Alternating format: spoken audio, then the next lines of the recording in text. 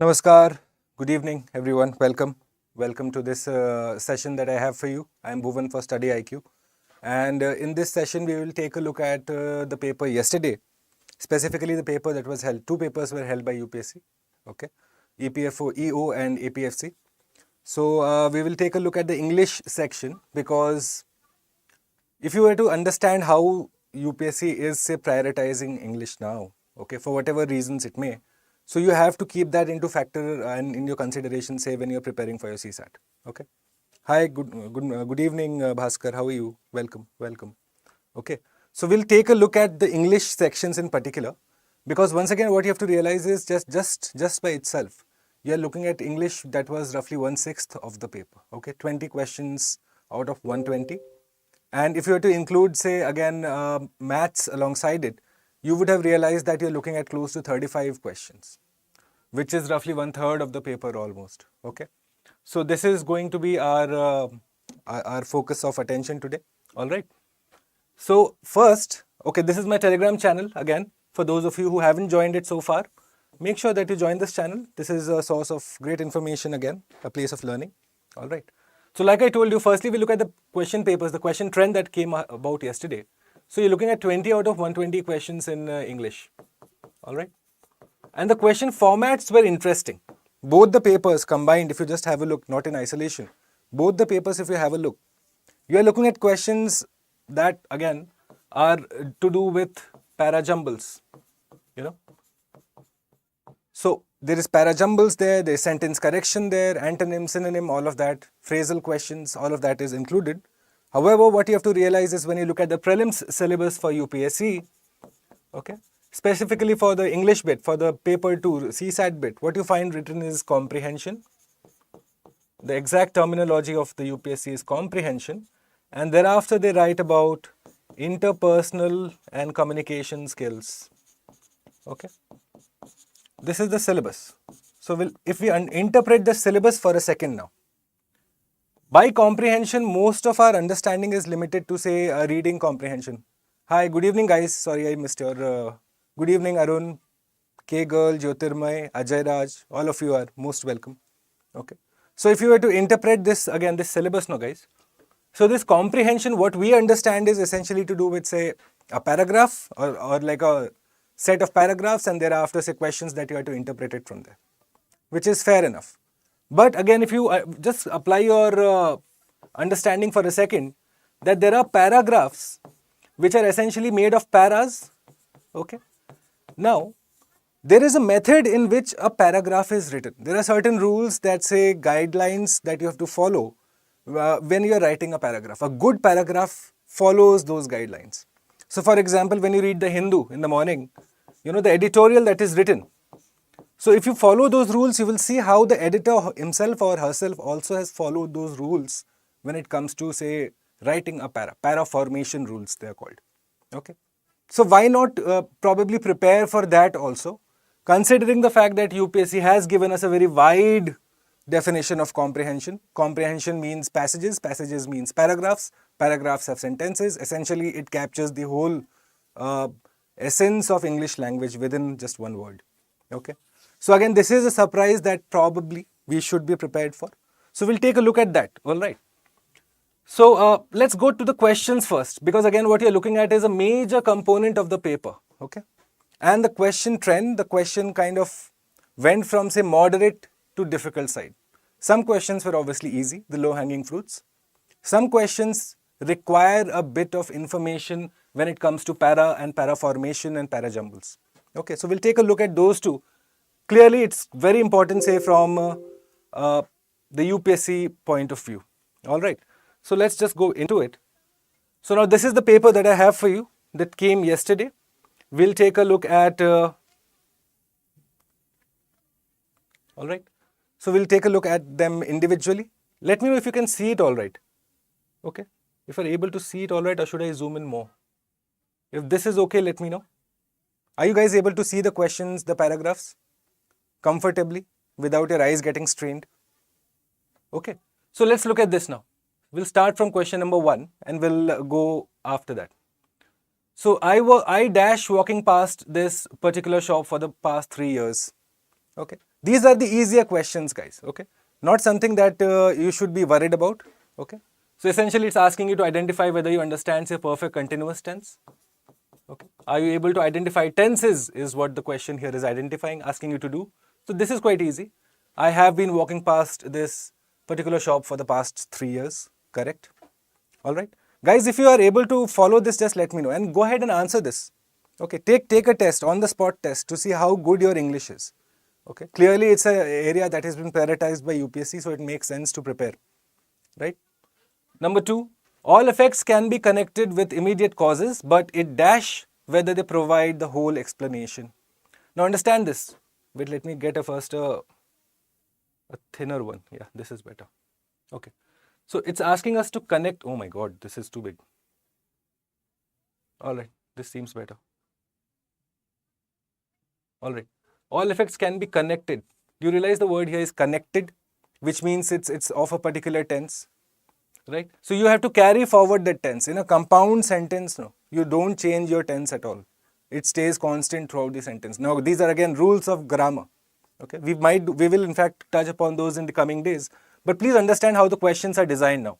So it straight away is all effects can be connected with immediate causes, but it dash whether they provide the whole explanation.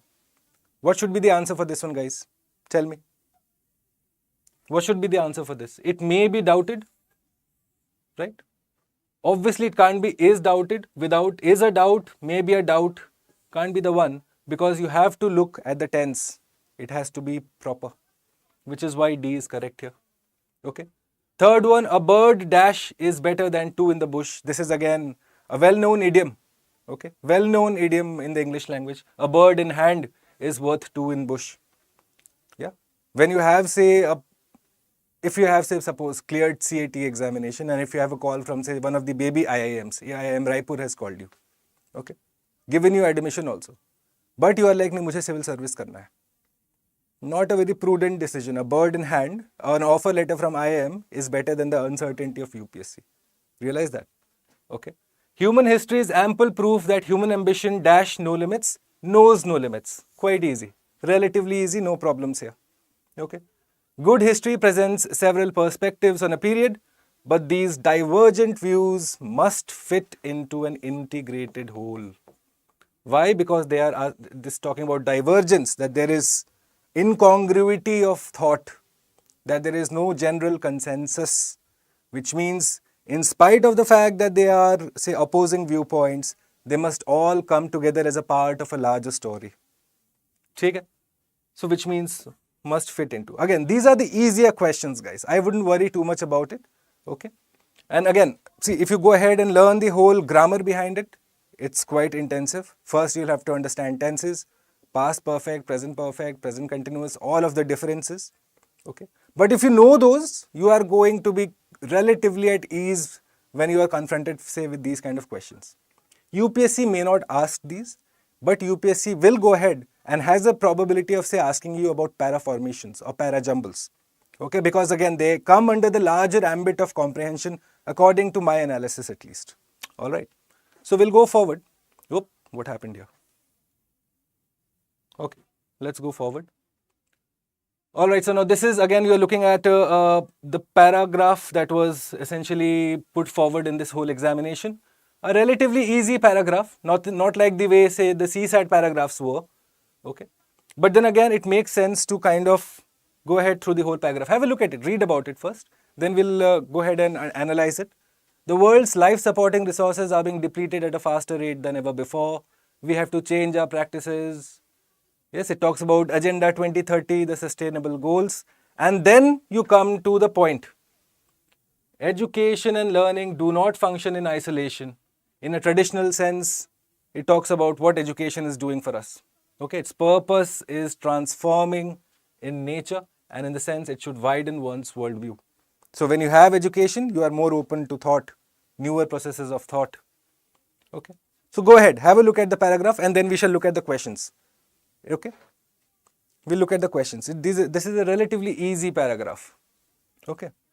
Today is some time for, we haven't given much thought to CSAT after the CSAT debacle of 2023.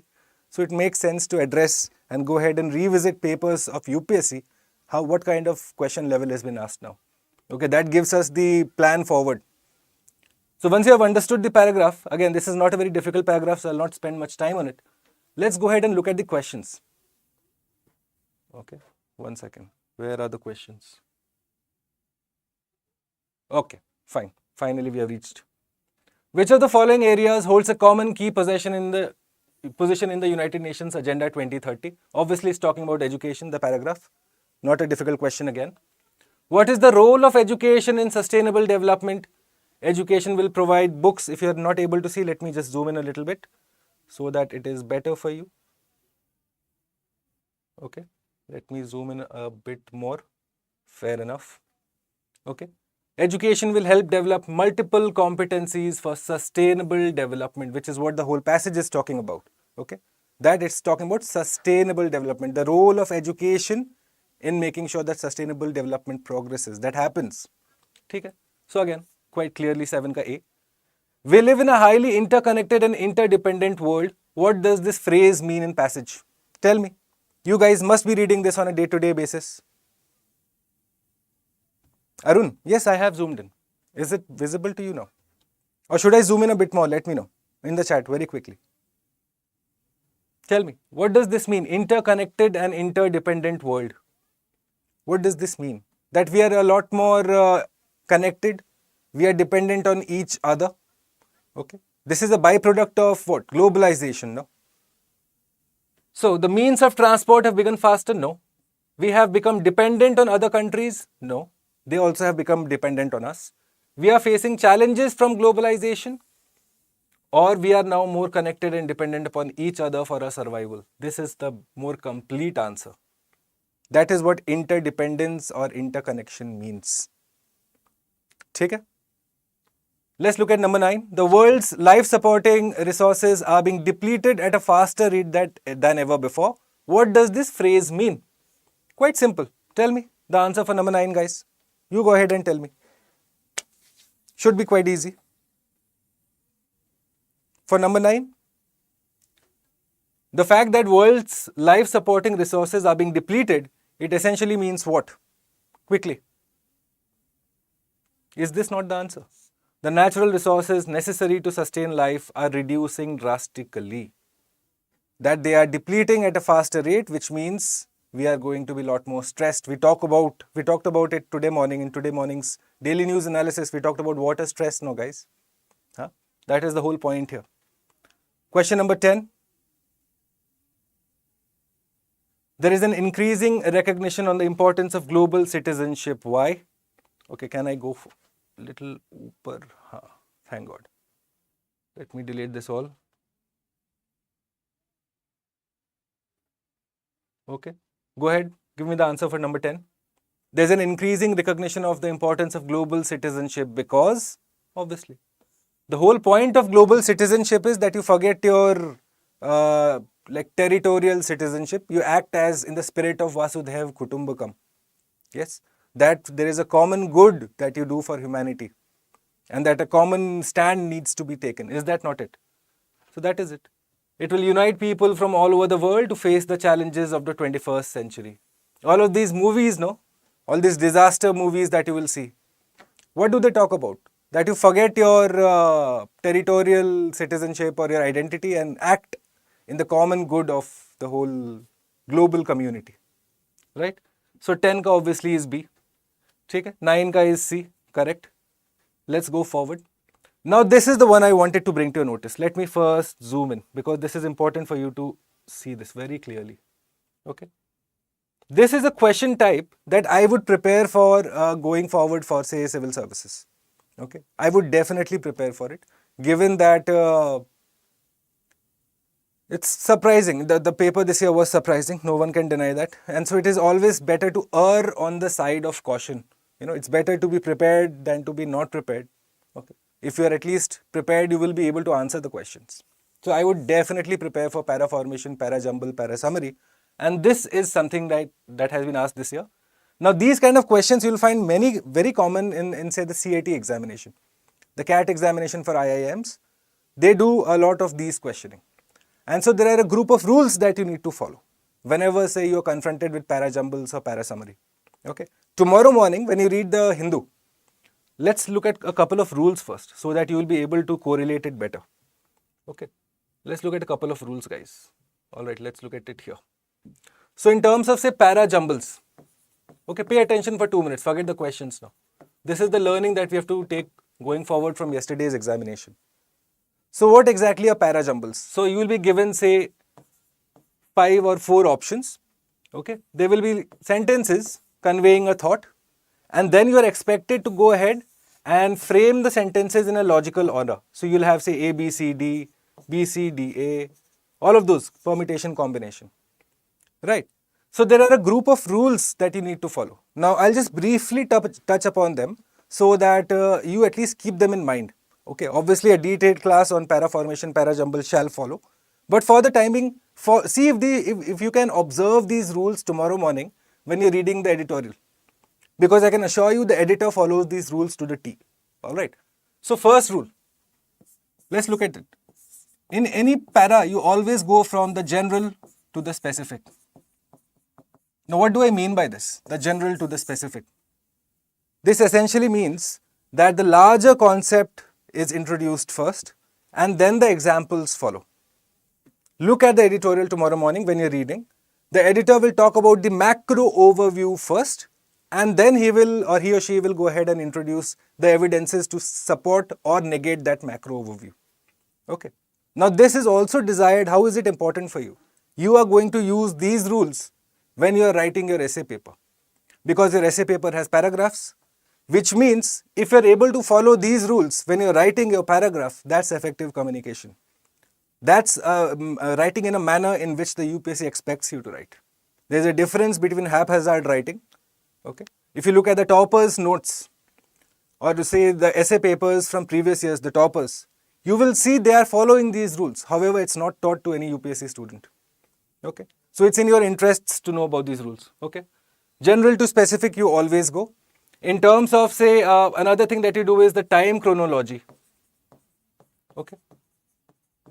The chronology of the time is important. So for example, in one sentence, if it is in present or past, if this is in present, if this is in past, and if this is in future, you can safely assume that the past and the past sentences, they will come together. Okay. It never happens in a good editorial or in a good paragraph that you have one sentence that is in the present tense, then suddenly you go to the past tense, then suddenly go to the future. No. That's haphazard, jumpy writing, that is. You don't never write like that. You avoid it like the plague. Okay. So you have to follow this. If you're able to identify, say, the tenses, okay, then you will be able to, say, form the para jumble or the para formation better. Okay. One more thing that you need to look at is the evidence comes before the hypothesis and the cause comes before the effect. Now these are again, see, common sense, okay. This is common sense for us. However, we often get confused in this. Okay. I'm telling you, this is helpful. Why? Because this will help you in, like, see, the basic knowledge of para formation and para jumbles is going to help you write better. You are going to understand better. And God forbid, but if this gets asked next year in CSAT, you are well prepared to answer that. Everyone else will be guessing. You know the facts as to what you have to apply. Okay. So cause effect is there. And then for, say, science-based passages, no. Very important again. There are a set of 10 rules. I'll just explain you 5 today. So for science-based passages, science-based. Okay. So what you're looking at is go from the known to the unknown. Always. For example, if you're confronted with a passage on AI, artificial intelligence, and if it is talking about a future possibility that, okay, AI can be used for whatever, XYZ possibility that is talking about in the future, that will come later. The present application of AI that you know for right now, that will come before the future possibility. Okay? So these are few rules that you need to keep in mind. So now that we have understood the rules, let's go. Okay, and one more thing. Wait. One more thing. Go back. Okay, one more thing that you need to know. Let me just erase all of this first. Let's go here. Okay, one more thing that you need to know is you need to identify pairs. Okay, in any of these questions now where you have 4 options given and you have to say form them in a chronological method, you look for pairs. So in today's class we will understand how UPSC used that information yesterday in the EPFO or APFC paper. Okay, so let's go forward now. Discard note. Now look at this. Essentially what the examination is asking you to do. These S1 and S6, they are fixed. Okay. So you have sentence 1, sentence 2, sentence 3, sentence 4, sentence 5 and sentence 6. These are fixed. You cannot move them around. These are the 4s in which you have to understand. The best way to solve this and the easiest way to solve this, guys. Okay. Ground rule this समझ के आप समझना. The best way to solve this is form a direct link between these two and these two. Easiest, because you have a reference point. Alright.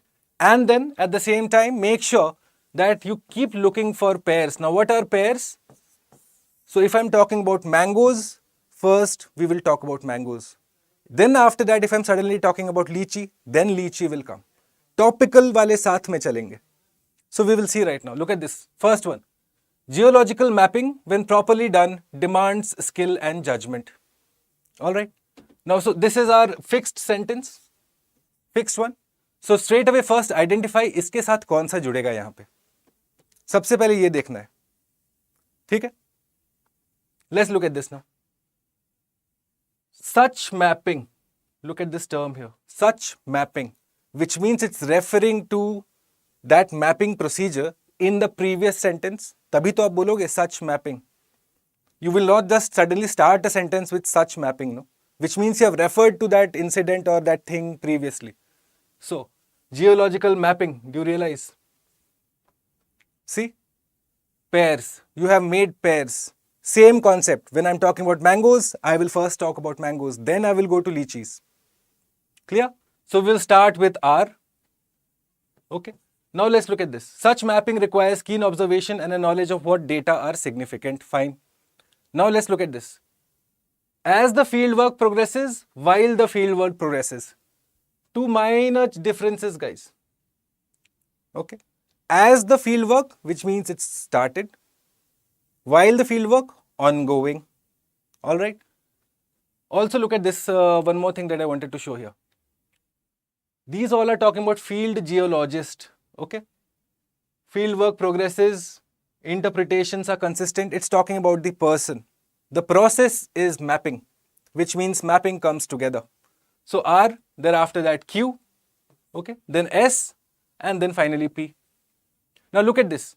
The 6th sentence, nothing is more naive than to believe that a field geologist should gather only facts, interpretation of which is to be made at a later date. We are talking about facts here. Look at this word facts. Let me just zoom in so that you can see it much more clearly. Wait. Alright. Okay, I have just worsened it. Fine. Look at this word facts here. Can you see that? Where do you find the word facts now in the options? You are finding it here. You have just formed a pair. Realize that. This is the way you solve para jumbles. Always first look to establish a common factor between these two and your job is done. Even if after this you are unable to figure out, go ahead and quickly look at pairs. Hey Lekam, thanks. Thanks for your message. It doesn't matter. Even if I help one of you, that's all that helps. Okay. Numbers are fine. It will come eventually if they have to. Who gets worried about numbers? I'm here to help you guys. So which is why you should pay attention. Okay. Now number 12. Under the colonial regime, basic infrastructure such as this was developed. The 6th sentence, the fixed sentence. Naturally, therefore, these areas remained inaccessible to the people. Okay. Now attempt this number 12 for me, guys. Tell me how would you attempt it, given that I have shared the basics of it. Look at it now. Okay. Under the colonial regime, it's talking about infrastructure. Look at this word here, guys. However. What is a however? This word is called transition word. Okay, make a note of this. You don't have to really remember it, but you will note this tomorrow when you're reading the Hindu. Okay. What is a transition word? I'll quickly explain it to you. Transition word is, for example, I start telling you, guys, I have some good news for you, but it is bad news for some people. See how the mood changed. Transition word is something that changes the mood of the paragraph. So the mood before the transition word and the mood after the transition word will be contrary to each other. समझ रहे हो? So this is important for you to identify here on. Tomorrow when you read the Hindu editorial or the Indian Express editorial, look out for these transition words. But, however, although, since, moreover, furthermore, you will see that there is some flip happening somewhere. Okay. The ones that will try to change the mood of the sentence, which is also called the tone of the sentence, the tone of the paragraph. Alright. So look at this. This is quite easy now. It's start with R, however, because again you're talking about, first it's like you're praising the colonial regime for going ahead and making the infrastructure. However, the real motive, see the mood changed. First we were thinking it's going to praise the colonialists. Suddenly you realize that no, aspersions are being cast. The real motive behind was not necessarily to provide this, but to subserve various colonial interests, correct? Thereafter, you talk about the motives. Road constructed in India were not fit for modern transport. They remained acute shortage. Roads were built primarily. Simple. D. See, just the identification of a transition word will help you solve the answer. समझ रहे हो? Let's look at number 11. Let me just delete all of this first.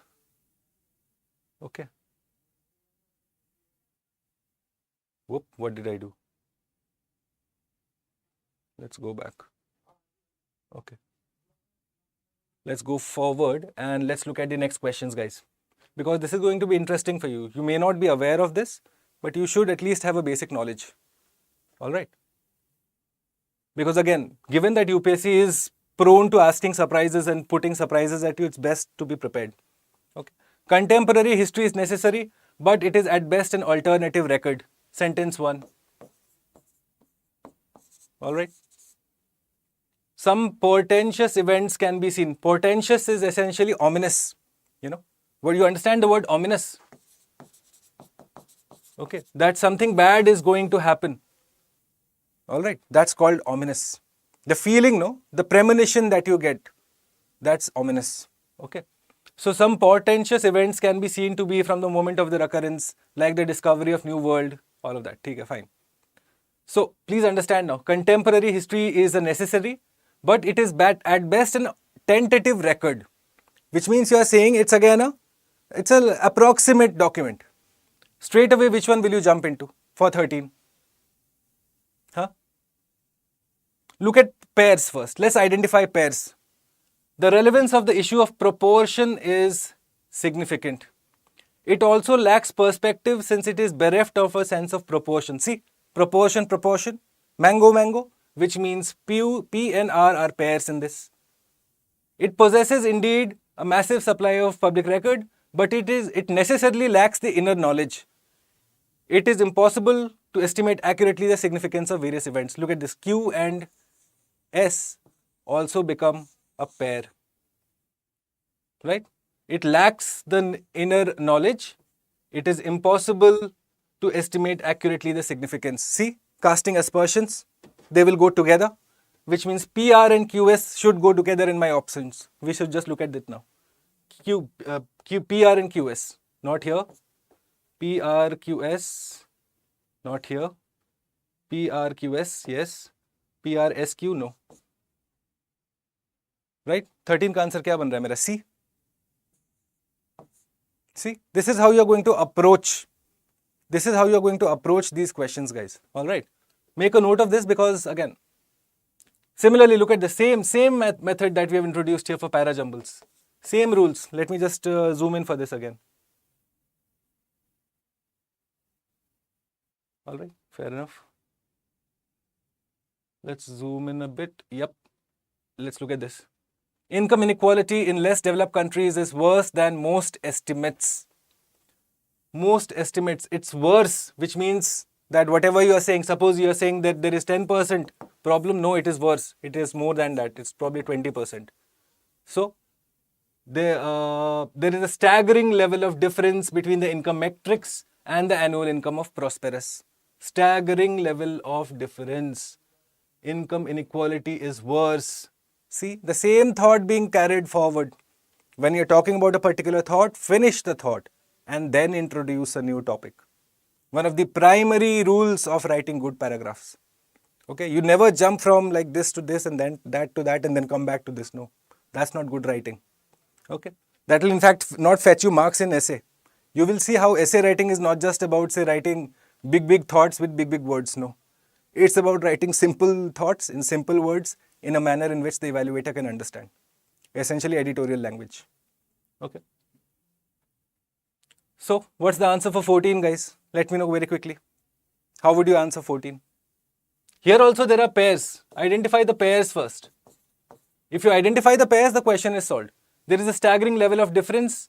The effective tax rates are not really progressive. They need to be re-engineered. See, they need to be re-engineered. What is they? Which means there's something that has been discussed before. Only then you are using the word they. Right? So this obviously can't be the sentence beginning for me. They are again. See, previous references have been made. So which means P, you begin from staggering level of difference. So 14 what? A? A is the answer for this. Huh? A seems to be the answer for this. P, Q, S, R. See if you figure out the answer here. Staggering level of difference between the income metrics and the actual income. Thereafter, you talk about the effective tax rates, which are not progressive with regard to income. They are even less so with regard to wealth. So it's not just income, but it is also wealth. And the fact that they've used the word, they are even less so, which means something else is also less. See, this is how you're going to be solving these questions. Huh? The history of English literature is usually divided into different periods. Sentence 1. The danger of periodization, which tends to give the impression of distinct categories when there are none. My fixed sentences. Right? So, you will begin from here. Scholars often specialize in periods. Each period has a unique feature. See, periods coming together. So, R and Q. Okay. However, look at this word, transition word again, which means the thought process will now shift. RSP. Failure to detect these discontinuities. After the thought shifted, the author said there were some discontinuities. So, failure to detect those discontinuities. So, RP, RQPS, this one. So, this is again, a lot of it is to do with pair identification, guys. Make a note of this going forward and you will not face problems with any English question in any government examination. Across India, I'm telling you. From state service to UPSC to EPFO, if you're appearing for CDS, easy. And the best part is that English generally is given at least some weightage. You will see. You will see that at least 1/6 of the paper is English, which means it's a low-hanging fruit. These are marks you should not let go at all. You don't have to do anything. Just remember basic rules, apply them. That is all. English is a low-hanging fruit. You should not lose marks when it comes to English. All right. Okay, let's look at this quickly. Let me just delete this first. Okay, let's go forward and have a look at the rest of the questions very quickly. Okay, these are quite easy questions. I don't think there's a lot of trouble in these questions. Ramesh liked his friend's music player to his own. The problem with that is, when you have to use comparative degree, and if you use the word to, it is to do with one person only. So for example, I like coffee than tea, right? But here in this case, when it is someone else's that I'm liking, I'm going to say Ramesh liked his friend's music player than his own. Okay, so this is incorrect. C is incorrect. Given the complex of the problem, the committee is not expected to arrive at a decision anytime soon. Complex? No, the complexity of the problem or the complex nature of the problem. Complex is just in itself, it's an adverb, so it makes no sense. You have to give a qualifying word for that adverb. Okay, so complex nature of the problem or complexity of the problem. Clear? The group of students on a visit to Srinagar circumnavigated around the Dal Lake. You see, this is what the mistake here is. Circumnavigated, this word, no, it includes the sense of going around. Okay. So if you just replace the word circumnavigated by going around, you will see the sentence does not add up now. The group of students on a visit to Srinagar going around the Dal Lake. दो बार हो गया ना around. The sense of around is already there in circumnavigated. ठीक है. For example, I'll tell you one more. One very common mistake that most students do is they use this word. Cope up. That the student is unable to cope up with. Cope up with is what you people students write. I am unable to cope up with the demands of UPSC examination. आप जानते हो क्या problem है उसमें? Cope up के अंदर वो with वाला sense included है. What you should essentially write is cope with. I am unable to cope with the rigors of UPSC. If you are using cope up with, you are essentially saying cope with. दो बार हो गया ना, कितने बार करोगे? ठीक है. So these are minor ground rules of English language that you are best served to know. Right? Jitendra was the smartest of the two children in the room. Smartest तब use करते हैं कंपैरेटिव डिग्री में जब दो से ज्यादा हो. अगर सिर्फ दो के बीच में कंपेयर कर रहे हो तो smart smarter, that is it. Smarter less smart, दो के लिए यही चलेगा. But if it is more than two individuals then you can have smart, smarter, smartest. Okay.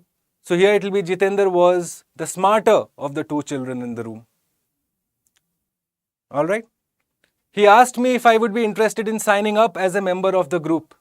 If I were. Okay. If I were interested in signing up as a member of the group. Alright. So this was the first paper, the morning paper, I believe. The EO paper, I believe. EPFO paper. So once again, or this was the APFC one. Okay. So either of that. Don't forget about the question paper. Look at the level of questions that you're supposed to know. Look at the detailing. Okay. Include them in your preparation going on, especially for the para formation, para jumbles bit. I will be taking a detailed class on it. It will be a complete 1 hour session on para jumble, para summary. But have a basic idea, guys. Okay. English is again a low hanging fruit. You cannot make mistakes there. Alright. So this is the other paper. There were two papers yesterday. This was the second sitting paper. We'll just discuss it very quickly. So five items are there. You have to just, the ones that are underlined, no, you have to go ahead and find out the meaning of them. What do they mean? Okay. The essay was badly researched and contained several platitudes and generalizations. What does platitude means? What does platitude means, guys? Platitudes भी बोलते हैं उसको. बताइए. Platitudes is essentially cliches. Okay. The best way to understand cliches. No original ideas, unoriginal statements. Okay. That's cliches. That's platitudes. Okay. The judgment of beauty is based on the human capacity for disinterested pleasure in the natural world. Understand a very quick difference between disinterested and uninterested. Okay. Two commonly used words by say all these examinations. सारे exam को लगता है कि ये students को नहीं पता होता है और उनको सही लगता है एक्चुअली. ठीक है. पर आप हमारे स्टूडेंट हो तो आपको पता होना चाहिए. तो ये देखिए. Okay. Uninterested essentially means lack of interest. Complete lack of interest. Okay. So suppose the students were uninterested in knowing about English rules. They did not care. They were like, देख लेंगे यार, अंग्रेजी तो है. ठीक? With that attitude. Disinterested is you are free from bias. Okay. You are acting in a dispassionate manner. Dispassionate is also same thing. That you are free from bias. You are looking at it from a very objective manner. For example, if you are a thanedar and if your son is caught drunk driving, you will be expected to be disinterested in that case. You will look at it objectively. It's a citizen who has broken the law and so he or she should face the consequences. Rather than thinking कि मैं तो थानेदार का बेटा है तो उसको बचाएंगे. No. Okay. So that's the difference. So disinterested, free of all self-interest. Correct. ठीक है. You are free of all particular singular feelings कि मेरा बेटा है, मुझे बचाना है. ठीक है. Next, derelict. What does derelict mean? What does dereliction of duty mean, guys? Huh? Tell me. All of you are aspiring to enter the civil services. You will have subordinates. Huh? If they don't turn up, then you will charge them under the rule of dereliction of duty, which means that you were given a responsibility and you did not fulfill it. Okay? So that is derelict, which means you are neglecting something. See, neglected and broken down. All you need to know is just remember the usages of words, guys. And also, have a little idea of root words. If you know root words, no, your life is so much easier when it comes to English vocabulary. Okay? We'll discuss it. Someday we'll discuss root words also. My serendipitous encounter with the man who had a profound effect on my life. What is serendipity? There was a very nice movie by this name, by the way. You go ahead and see it if you want to. Serendipity is one, it has two connotations, guys, okay? Have a look at this so that you'll never forget this word now. आप जिंदगी भर नहीं भूलोगे अब ये शब्द. मैं आपको बताता हूँ क्या है इसका meaning. Look at this. Serendipity has two connotations, okay? Basically two angles that you need to know. Serendipity. It has two angles. One is that it is a matter of chance, and the chance brings good luck or good fortune. Okay. So for example, understand it this, that you had to enter the civil services examination, you went in for the prelims paper, okay. You were asked to go with a black pen, no? Now you forgot to take your pen. But as soon as you enter, you see that that particular exam center has given one pen each for the students, just like that. Serendipity. That you found your pen in spite of the fact that you forgot to take your pen. A matter of chance which resulted in good luck for you. That is the exact connotation of serendipity. Okay, you need to include those two if you are looking to say explain serendipity to someone. Now, here let's look at this serendipitous encounter. Fortunate, historical significance, sudden and abrupt, a chance event. Look at this. Sudden and abrupt and chance event are only talking about this. They are not including this good luck fortune bit. You realize how UPSC frames the questions. So, this can't be correct, guys. Historical significance, obviously no. Fortunate, include, इसमें क्या है? Fortune में क्या होता है? Fortunate is something, it's a matter of chance. Plus, it has that good positive connotation, which means fortunate is your answer. Okay. Many keys I saw were wrongly explaining it as a chance event. Well, that is only half the meaning of serendipity. You need to include the positive sense of it also. All right. Let's look at this now. Complacency is quite easy. You will all know. Smug and self-satisfied. There's no other explanation for this. It's a very easy word. So this was to find synonyms. Okay. Synonyms were expected, you are expected to know in this examination. Thereafter, they asked you for phrases. So there were phrases given and you had to basically explain what does it mean. Let me just zoom in for this also very quickly. Okay, let's look at the phrases questions now.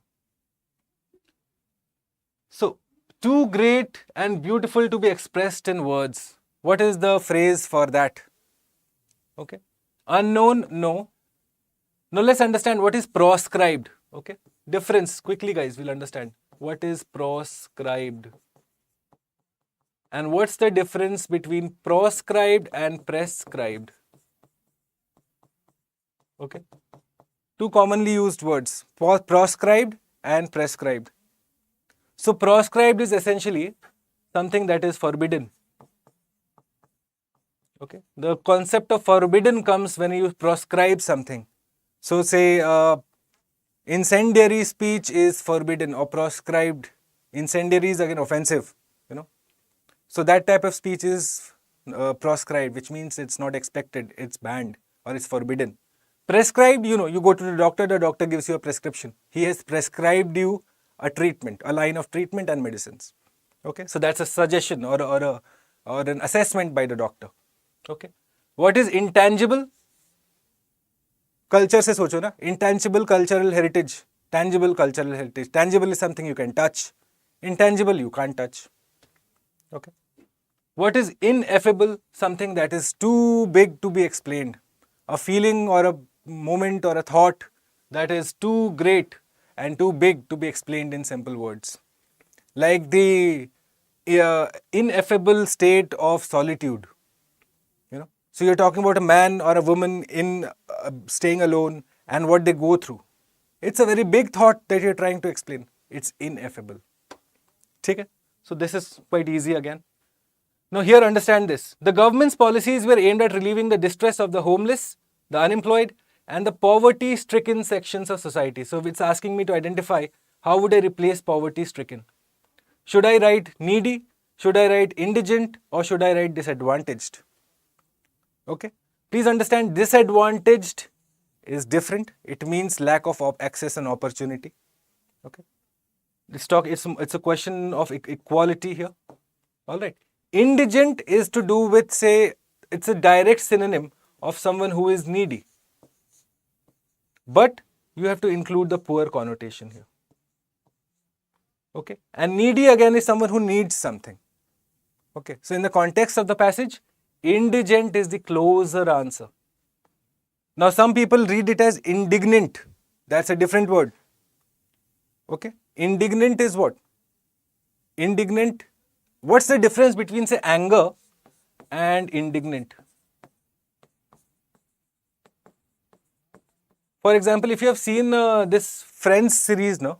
I don't know if many of you have seen that or not. Because again, it's a series that my generation has seen. So in that Friends series, there's a character called Ross. Okay. So what happens is, he uses a contraceptive. The contraceptive does not work. And so his partner becomes pregnant. Right. So he says, as a consumer, I am indignant. Which means he has a just reason for his anger because the contraceptive failed. So the partner got pregnant. That is indignant. When you have a just reason for your anger. Whereas anger is just anger. There's no rationale behind it. If you are, say, breaking a signal, you are going ahead at the speed limit and you cross, say, the green signal at 3 seconds. It's still green, you cross it. However, the police wala stops you. So you will be now indignant because you followed the rule and yet you are being challaned. However, if you crossed it at orange, then you don't have any right to be indignant. You have erred, which means it's only anger. There is no rationality toward it now. There is no way you can justify it. Samajh rahe ho? So this is another one. Now, the organizers refused to allow him to speak at the function since he was known to make speeches that tended to provoke and ignite passions. Okay, this is essentially incendiary. Incendiary is, all these speeches where you say, oh, that particular religion is bad, that particular religion is bad. Just shit talking basically. Yeah, that is incendiary, where you are just saying unnecessarily motivated stuff to ignite passions, spread hate. That is incendiary speech. Okay. She was criticized for her views that were often restricted to small local issues and ignored matters of national importance. Small local issues, which means that her thought process is limited. Okay. Limited. I don't know why someone has marked parochial. Parochial is essentially narrow-minded. Okay. That you believe, say, that women should stay at home and cook. That's a parochial viewpoint. Not proper. Improper. You're narrow-minded. You're not broad-minded at all. But here, it's not, that sense is not there. The sense is that you're just limited in your thought process. You're not seeing the bigger picture. Okay. Which means this is the answer. Obviously, unilateral nahi hoga, illiberal bhi nahi hoga. Fine. When profits began drooping steeply all of a sudden. Steeply and time limited. Jaldi ho raha hai. So what would be the answer here? Let's have a look at the options. Okay.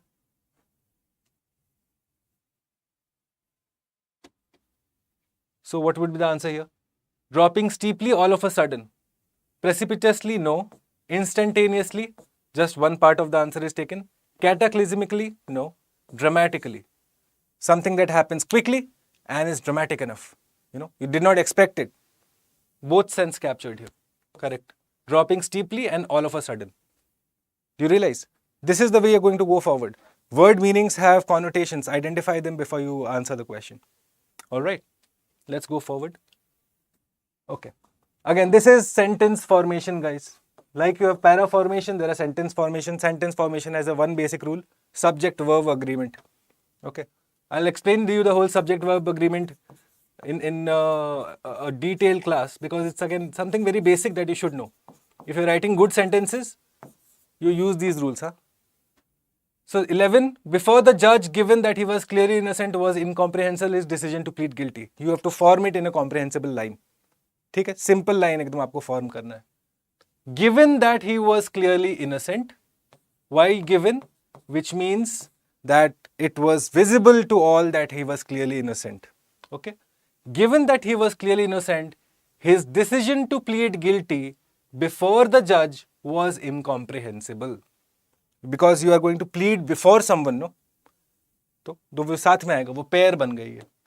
तो your answer here is QSR, sorry, QSPR.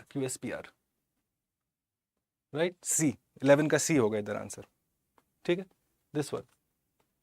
Straight away this one again. ये तो easy है. It is difficult to practice what you preach when your stated principles are at odds with your ground realities. QSPR again. Okay. Sentence formation. Subject-verb agreement will go together. You will never have verb follow. First subject, then verb, then subject again, then verb. More important when you're, say, studying compound sentences. Alright. Let's go forward. People in dire need, it is a truth universally acknowledged, for assistance, reach out to their friends and family. Simple. These were not the difficult questions. The difficult questions have introduced you. Okay. In this case, the answer is A. For anyone again looking to attempt, go ahead and attempt वैसे. I suggest you go ahead and attempt. It will help you. Okay. Similarly, 14, you are looking at B. 15, looking at B. Make sure you follow the subject-verb agreement rule. If you follow this rule, all of these questions can be solved even at 2:30 in the night. If I wake you, you'll solve all of it aram se. ठीक है? Okay, let's go forward. So go ahead, I'll just give you the answer key for this. This has already been done. ये repetition है. And then this whole question on millets. Okay? A whole paragraph on millets. Okay? It's talking about the millet project, the rapid decline, why the decline was there, then how the project went ahead and intervened in each area, and then what followed as the result. Okay? You see, this is the whole breakup of the passage. Go ahead and have a look at it whenever you are free, and try and solve the questions, guys. Whenever you get a passage from UPSC, karo usko. Okay? So we'll look at the questions. What does agroecological region of the Eastern Ghats mean? Agroecological. It's such a simple concept that your ecosystem or ecological services or system are in sync with the agricultural systems. Okay, that there is a relationship between the two. Okay, that is agroecological. So this is it. Nothing else. There has been a rapid decline in minor millet cultivation. You will see in the passage. The answer is to do with this. The shift is because of low yield, because they are getting more money from some other crop. Okay. What does the tiny share of grain was processed into value-added products mean? Go ahead and have a look at this passage. Solve the passage. Okay, guys. Introduction of small-scale localized. What helped? It helped because of machines. All right. 20A. Right. So this was the UPSC EPFO and APFC paper.